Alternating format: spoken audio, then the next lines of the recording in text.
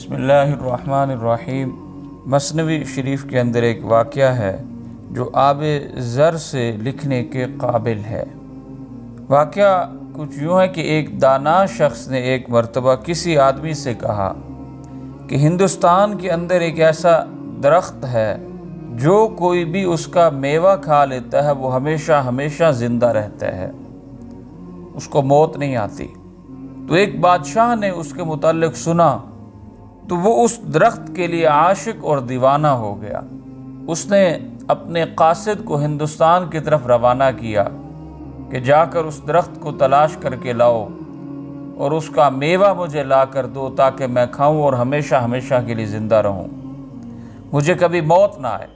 تو یہ قاصد اس کا سالہ سال ہندوستان کے اندر گھومتا رہا، چکر لگاتا رہا کہ کہیں سے مجھے وہ درخت مل جائے کہ میں اس کا میوہ لا کر بادشاہ کو دوں اور وہ کھائے اور خوش ہو جائے۔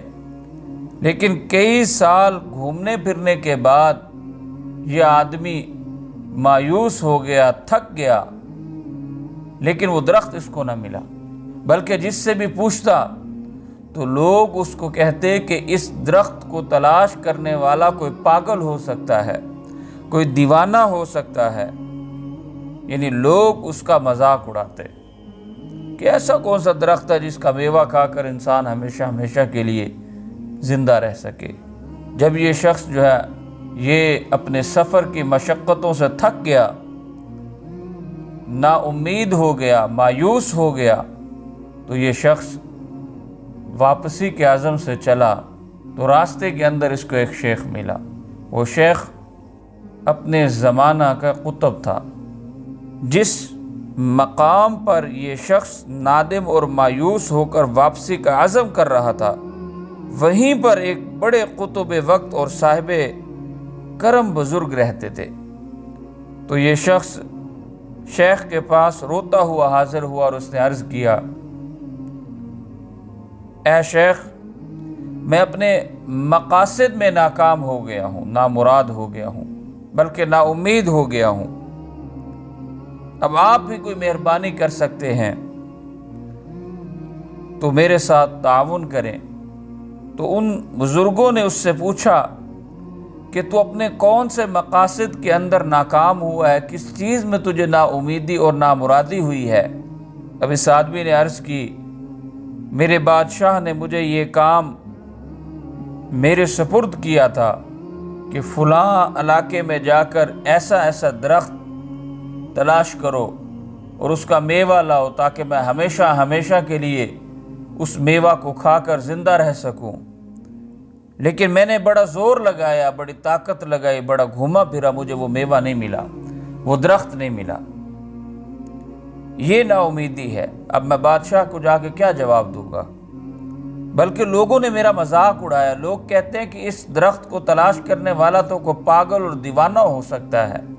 شیخ نے جب اس کی گفتگو سنی تو شیخ کو بھی ہنسی آ گئی اور انہوں نے فرمایا کہ اے دوست، یہ درخت صرف علم کی نعمت ہے۔